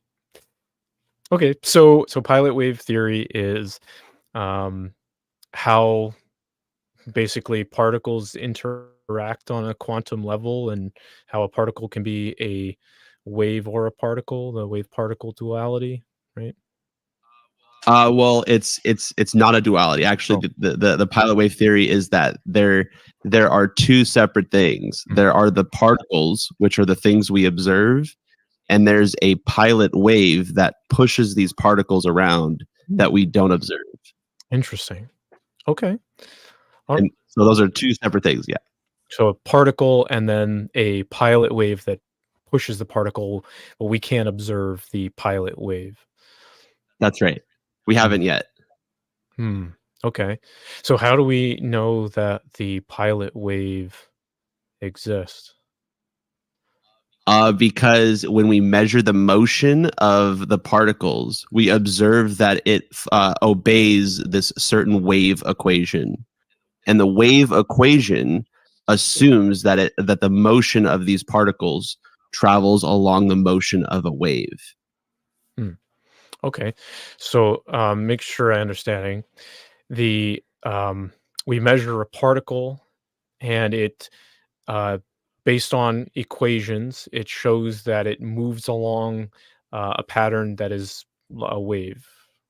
Is that correct? Yeah, well, it looks as though it travels along a wave. It's just we don't see the wave. Gotcha. Yep. Okay. So when you say that, like, you or have like done this, or we, like, how did you come to that? Like, have you observed it, or Like, what is your reasons that you Great found question. out? Yeah. Yeah. I have not observed it yet, but I'm convinced it's there. And the reason why I'm convinced is number one, because of the equation. Kind of like how like I haven't seen the round Earth yet. I haven't like literally seen the Earth curve with my own eyes, Mhm. but I'm pretty certain that the Earth is round because of like certain phenomena that I observe that like fit under a certain model. And so like for the same reason, like it looks like a wave and it talks like a wave, like that's that the motion of these particles follow a wave, but we just don't see the wave. And I think that their other interpretations are deliberately invented by religious fanatics. Okay, so how confident are you that pilot wave theory should be the default assumption on like a scale of like 1 to Shit, 100? nine out of 10. 9 out of 10. Okay, that's pretty confident. Okay, so going back there, you said that you haven't directly observed it, but based on the math, it kind of has told you that like this is the case, right? Like in the same way that maybe we looked at the math of the Earth, but haven't actually observed the Earth being round. Is that like a good summary of what you said? Yeah. I also think like our consciousness has nothing to do with the motion of those particles. Okay. So if so with the math, right? So how did you validate or check to see if the math is correct? Oh, because the wave function has been verified empirically. Mm. So when we assume that there's a wave and apply the wave function, the math checks out. The reason why people reject the pilot wave is number one, that we don't observe it, and number two, it's because I think that like it's better to have certain ideologies like quantum mysticism. I don't know if you've ever heard of that, which is like a fairy tale exaggeration of quantum physics. Yeah, to not get too lost in the weeds there, just kind of stay back at it. If you said like it's the empirically based, but like how did you figure out this information, right? So like obviously like about this, but I'm directly asking you like where did you get this information from? That's a good question. I haven't actually directly measured the wave function. I am familiar with the wave function mathematically. Like I do understand like each unit in the and like what each unit in the formulas represent, and So- like why Sorry to multiplies interrupt you from there. things. I don't Go think ahead. that's quite answering my question. My question is like, how did you get that information, right? Like, Oh, I got Yeah. some college guy. Yeah. Oh, okay. Some professor taught you once. Okay. Have you done anything to or have you checked or measured to determine whether or not somebody else disagrees with you? Like, what is the There are many people who disagree with me. For example, Einstein said God does not play with dice. Mhm. That's like the most famous disagreement of the pilot wave theory, is that like God exists and he doesn't like just randomness and chaos. He likes some sort of intention, and so I think he would be the biggest proponent against pilot wave theory. Okay, so if two scientists disagree about it, right? And have you only like spoken to like one professor about this, or have you spoken to like other scientists about it? Directly about the wave equation, just one professor, but Okay. So if you have two people, right? And like you went to this person and they told you it's right. And then like let's say, Joe, they go up to a different college professor, and this college professor explains to them that that's the correct interpretation, right? Mhm. How do we determine who's correct? Occam's razor. I use Occam's razor. I think it begs more questions when we say that it is our consciousness that collapses the wave function into a discrete location. I think that's begs more questions than it answers. I think to say God does not play with dice begs more questions than it answers. So those are different things. Okay, so if is it possible, or I don't like to use that phrasing, how would you find out if your professor was wrong? I would if I saw a multiverse, I'd be convinced. If I like peeked into a different multiverse that it was somehow connected with our multiverse via a wave function, I'd be pretty convinced I was wrong. If I saw, well, I don't really know what consciousness is, so I don't really understand the other interpretation that much. I think it's kind of fairy tale La La Land, kind of like quantum mysticism. Okay. But what would I mean? Just any other model proven empirically, like beyond what we have right now, I would seem convincing to me. If because we have these two different views, right, and these two people that have been told about a particular scientific thing, and they both believe it's correct, but there's still like some interpretation there. Is it a good reason to be at a really high confident if we could be wrong about it? I think so, and I think it's because that there's I think religious intent that's trying to muddy the waters between these interpretations. Okay. All righty. Cool. You guys have any questions for Mathematician? I do have one. Okay. Sorry if you feel like you've already answered this, but so my question is there a second best explanation to the information that you're providing that you can think of and share? Well, so yes, it is the Copenhagen interpretation, Okay.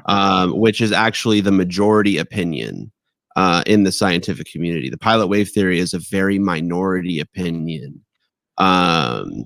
But I believe that the Copenhagen interpretation is kind of like, I don't know. I view them the same way some people view flat earthers. Can you elaborate on that?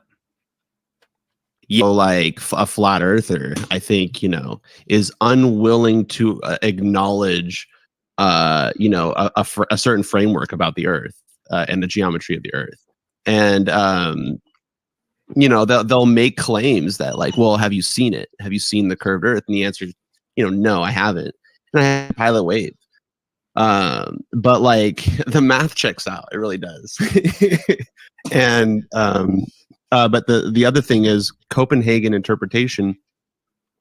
It leads people to believe in like, I think very metaphysical things. And I think it prevents people from sticking to like a physicalist perspective. One more question for me.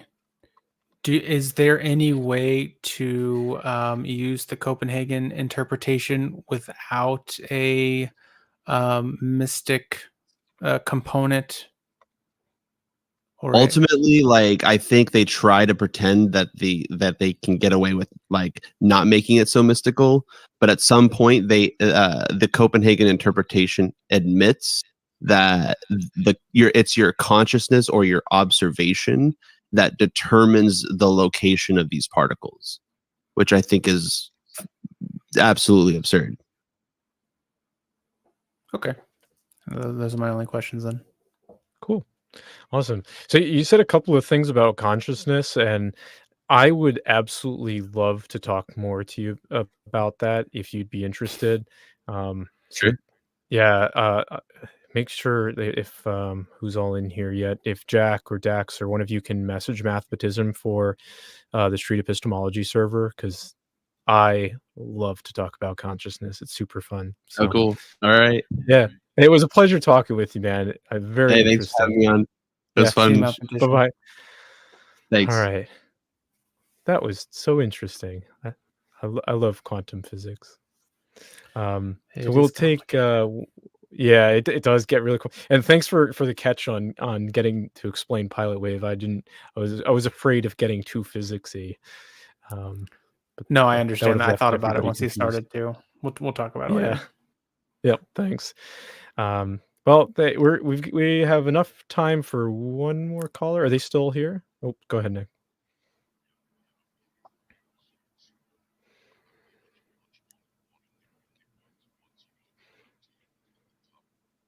What are the topics?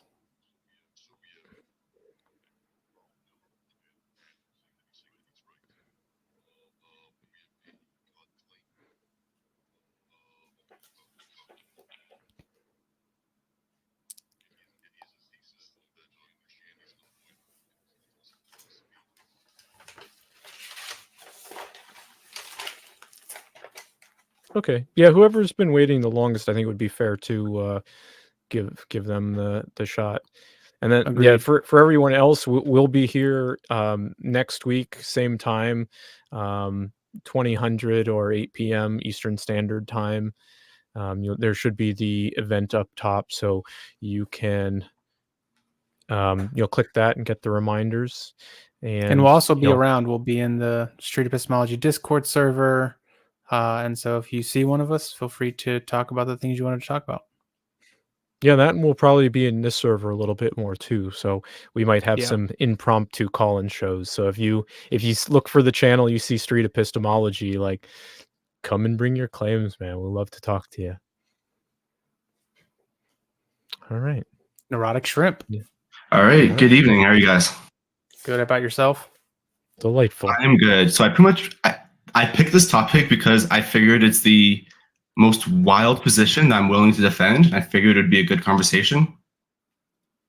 So basically, Carl Jung, he would make the stance that we talked a lot about religion, we talked about a lot of consciousness, but the idea that the religious symbols are symbols of the unconscious, of our consciousness, of our brain, of psyche, and that, you should integrate these things into your life. And I want to word this properly. That there is a lot. I want to acknowledge that there's a lot of subjectivity in the interpretation of these symbols because, if someone looks at, let's say, an obvious example would be a cross. One person might think bliss, another person might think horror. And so that's very subjective. And so that has to be overcome. Gotcha. Okay, so the claim here is religious symbols are symbols of the unconscious. Was that the word that you use, or subconscious? Which one? The best word is unconscious, but we should integrate these into your psyche. And then we should integrate them into our daily lives. Is that the...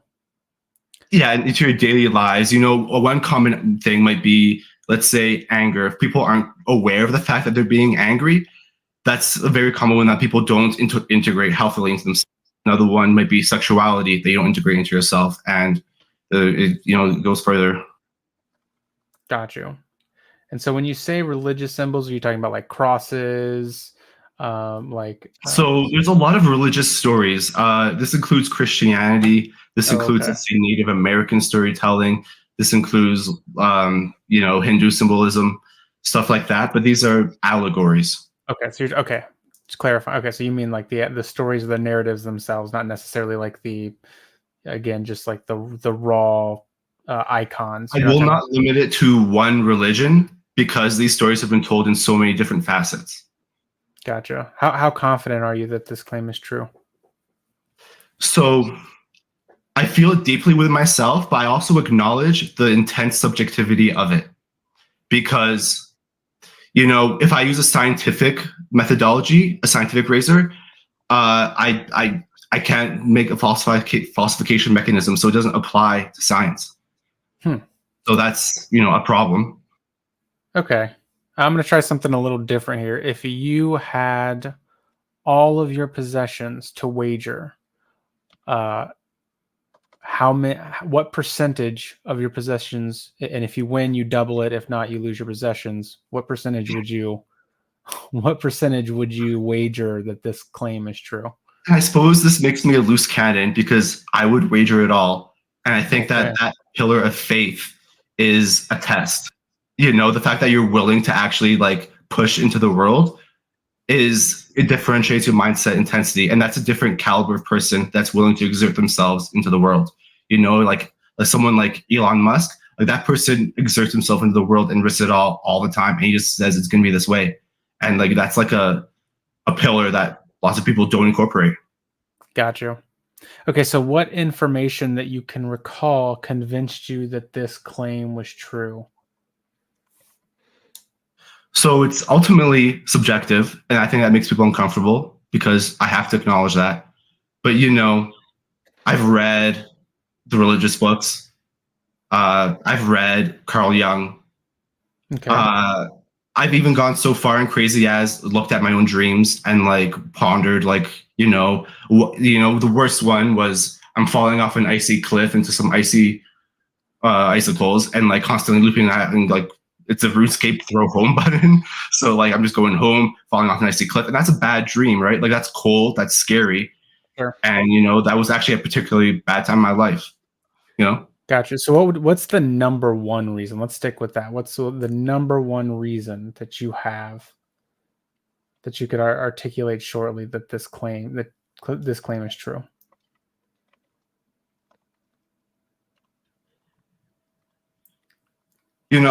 I'm actually I find that because of my mentality, 90% of the time, 95% of the time, I'm a very quiet person. But slowly over time, things seem to get better when you've done this. Okay. Yeah, when I've adopted this mindset, slowly over time, It seems to get better. So the idea is that you did this and it seems your life is getting better. So this to you is strong evidence that this claim is true. Is that correct? Yeah, that's, I suppose, the best evidence. Okay. I wonder, is there anybody that could have this same reasoning for something? They've implemented something into their daily lives and their lives get better, but that thing be untrue. Right. So actually, I want to acknowledge that, this can lead to like some sort of crazy religious zealotism when you're this convicted, like convinced of something. Like that's the other side of the coin. That like if you absolutely stick to your guts, you in a way have to become disconnected from the group mentality, and that can absolutely become unhinged. Like that's a dangerous side that has to be acknowledged, I think. Okay, that's fair enough.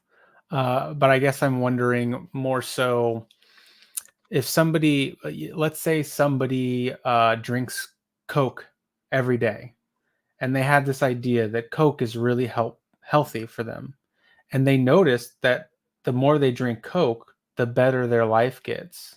Does this mean that Coke is necessarily healthy for them?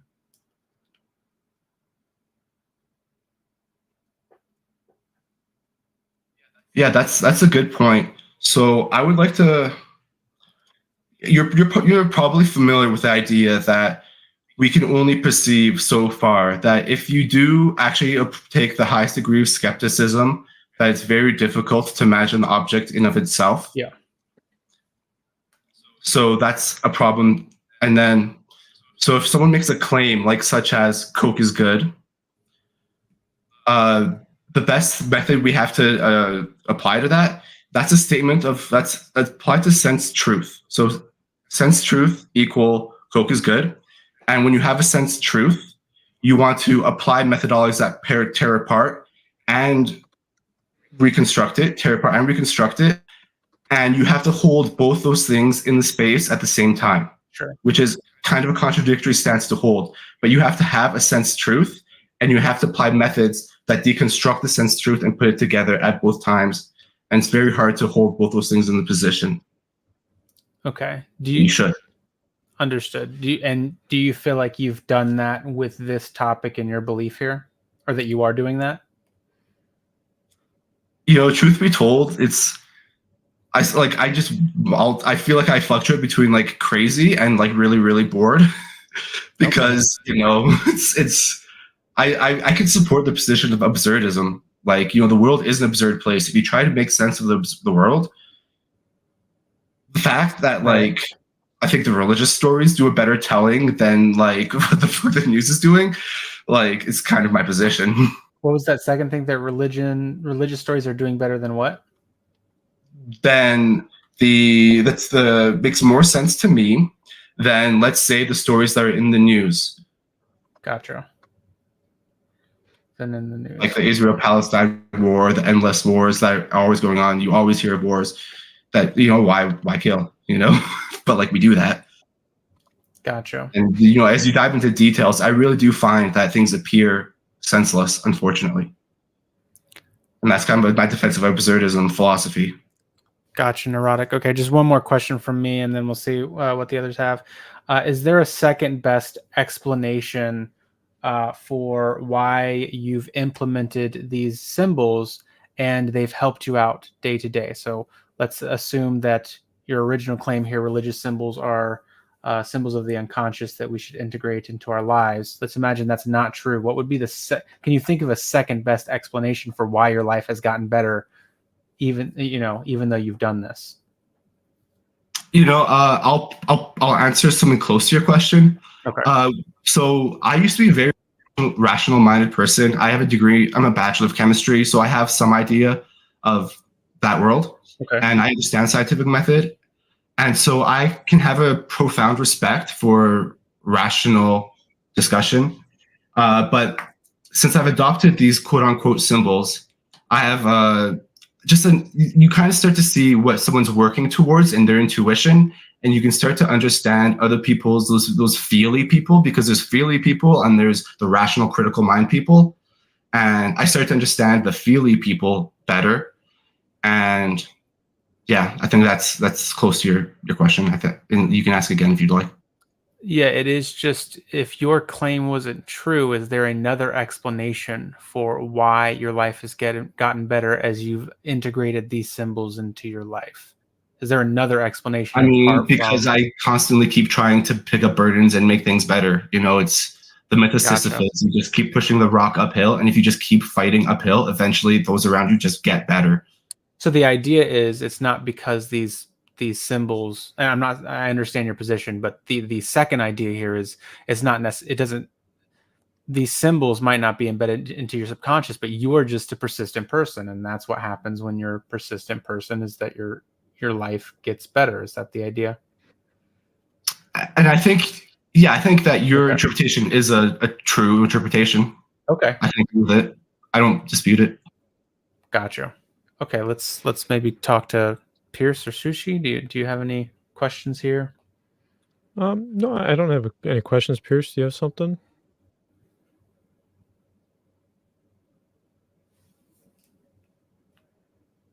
Oh, you're muted. Yep.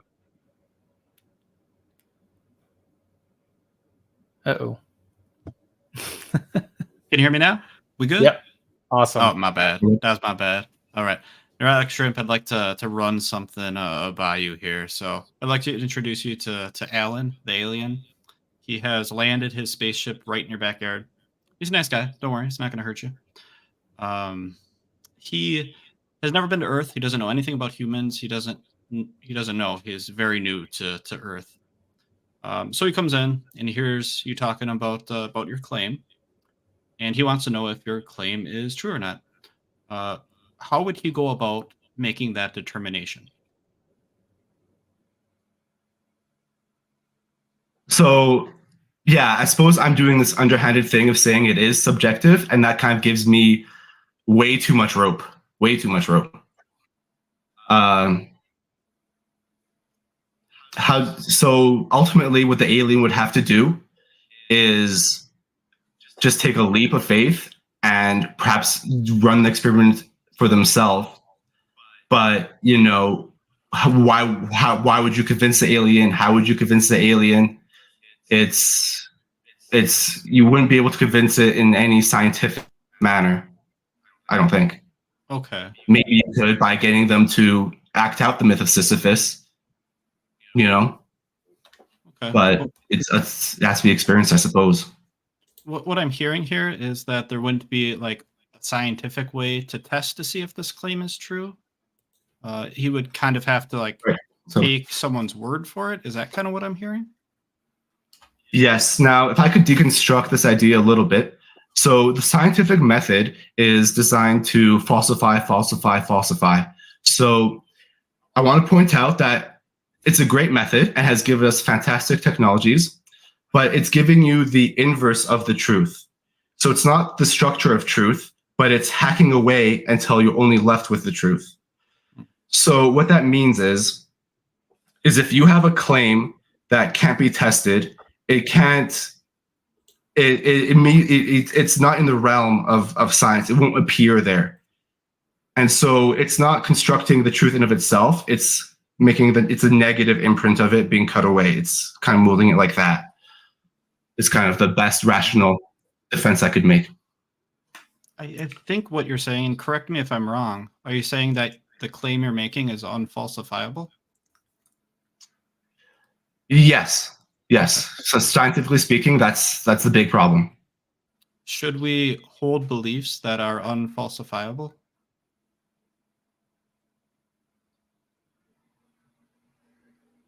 And this is where I kind of plead absurdism. Like, should we hold beliefs that are unfalsifiable? So the dangers exist of holding these beliefs. You know, like religious zealots exist. The dangers exist. Okay. I think we should, because I think that people should fully express. And I think that people tend to repress. But that's pretty much my stance. Okay. I don't really have much else to ask on top of that. I have just one more question, if you don't mind. Yeah, go for it. So we've talked so far about like this idea that we can have an example like somebody who thinks Coke is good for them because they drink it all the time and their life improves, right? We've talked about how this is subjective and that kind of gives you a lot of rope, and you are sort of a dedicated, persistent person, and this can also be a reason for life improvement that doesn't necessarily include your claim, and that the claim is unfalsifiable. Originally, I asked you if you could bet all of your possessions, right, and either double it if you're correct or lose it all if you didn't, and you said that you would bet all of them. Would you still bet all of them? Yeah, I think that's the concept of being all in is a frame of mind that not a lot of people have access to. Gotcha. Okay. And then with the Coke's claim, I'm going to strongly assert that water is good, but like, is that an absolute truth? You can die from water poisoning. Is Coke good for you? Sugar, you should probably cut in half. But like, are you currently suffering a diabetic attack? Coke might be good for you, and so like you still have to, the devil's in the details. But I'm going to strongly assert that water is good for you. Like, I'm absolutely positive that water is good for you guys. All right, like you should drink water. Okay, gotcha. All right. Well, thank you, Neurotic Shrimp. Yeah, cheers. Appreciate the conversation. Thank you. That was great. Yeah, thanks. I appreciate I love being critiqued. Awesome. Hope to talk to you in the future. Likewise.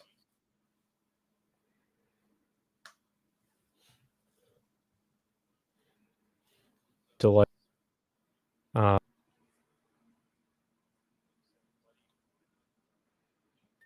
And joining in.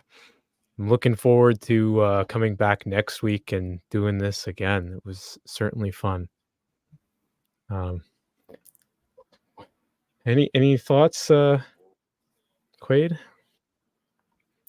Just be sure to look for the Street Epistemology Discord server. We'll be in there many times. I'll be in the politics Discord server too. I'm always open to have these conversations. If you didn't get to talk about your claim tonight, I'd love doing SE on any and all claims. check out the navigatingbeliefs.com website, where you can learn this method yourself if you found it particularly interesting.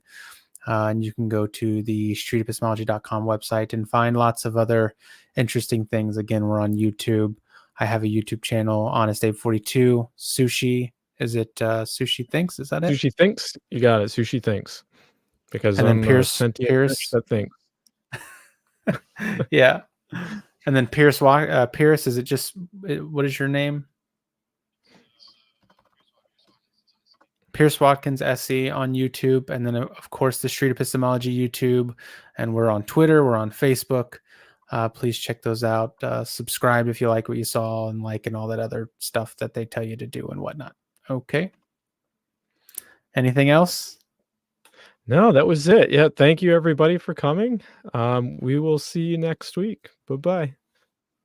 Have a good night. Have a good one.